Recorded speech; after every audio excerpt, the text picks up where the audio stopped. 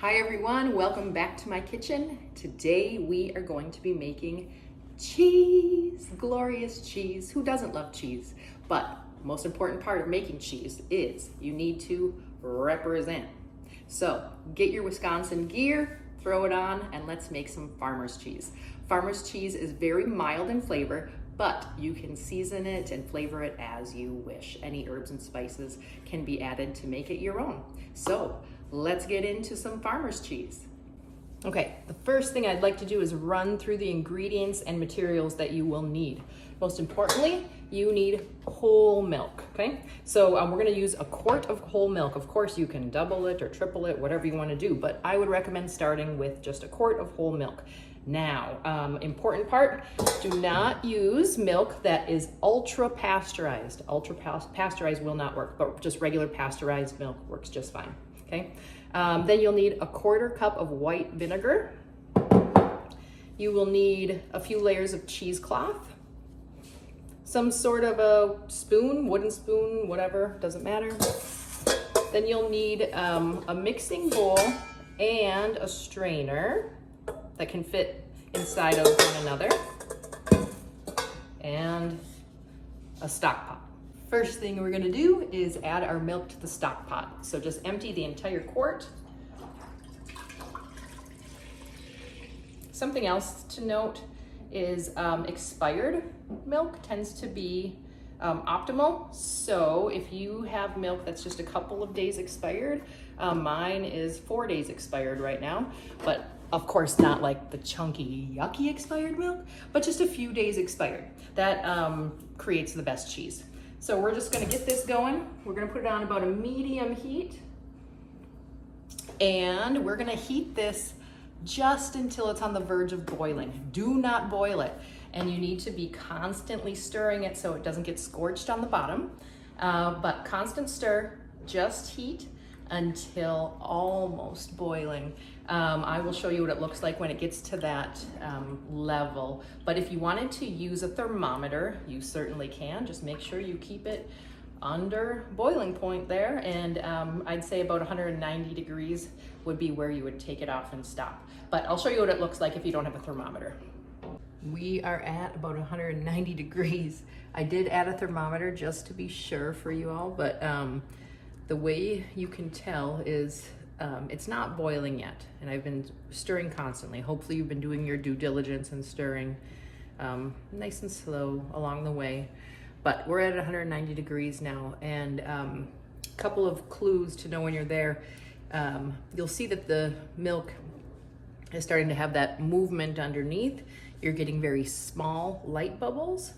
So you can just see that there is some turning going on below where it's just about to boil.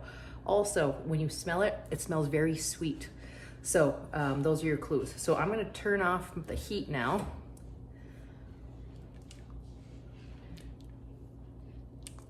Give it another little stir here.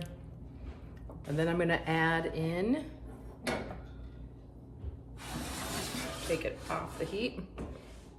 And I'm going to add in a quarter cup of white vinegar.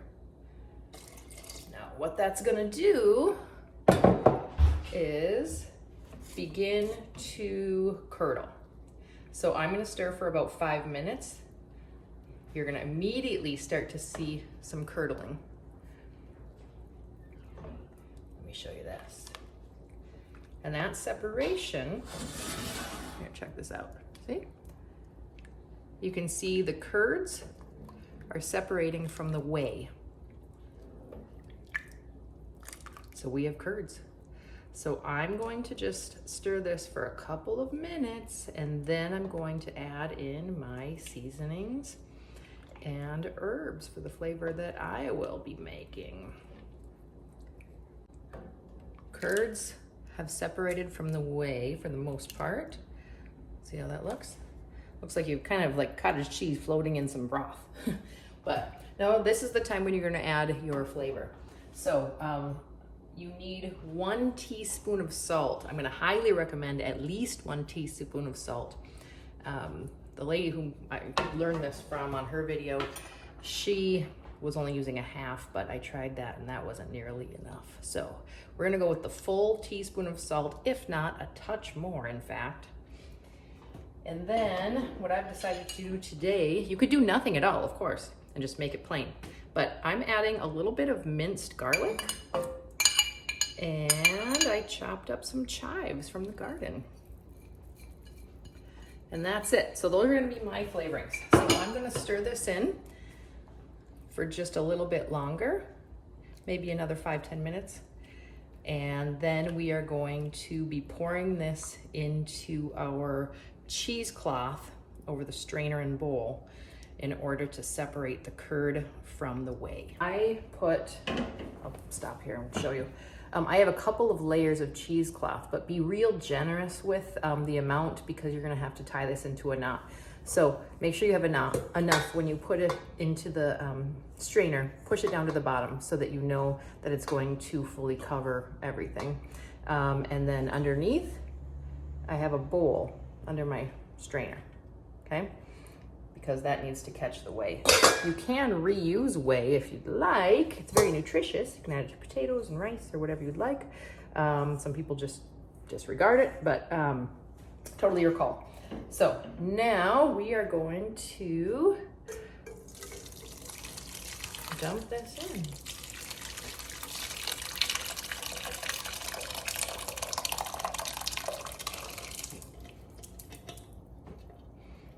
All right. Now that I have a little mess on the floor, great. All right, so here we go. The reason you needed all this cheesecloth is because you kind of have to lift and play with it a little bit. So here are our curds, and then we have whey in the bottom. So we're gonna let this strain out a bit, get the majority out of there. All right, so there we go. See that?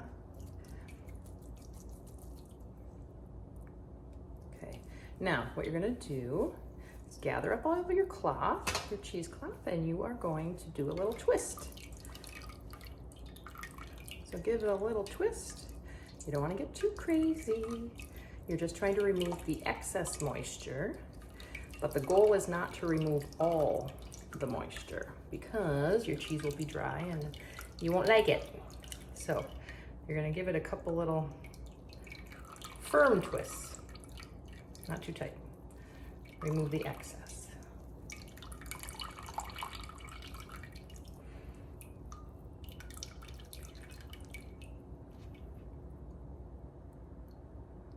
Let that go a little more.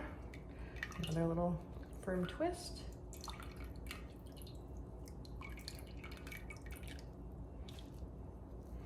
All right, so I can tell there's still moisture in there. I don't want to remove all of it. And so the next step is to form it. So here's how we do that.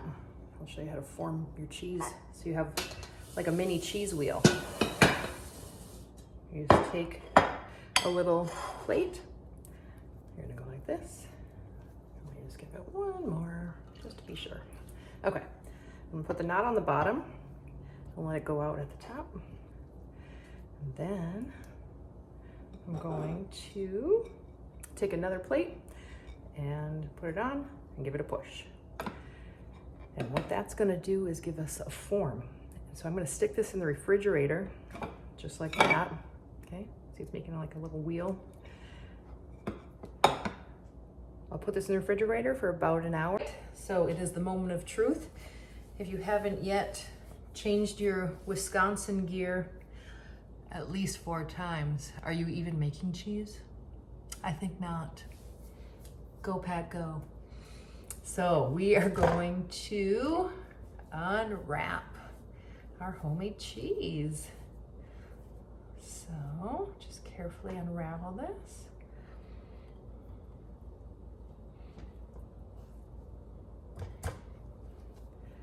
Very pretty. And then we're going to cut in. Let's see. This is excellent just for crackers or served any way you wish. But There you have it.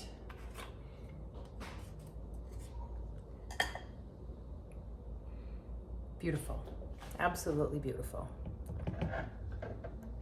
Enjoy your cheese making. I hope you like it as much as I do. Go Wisconsin.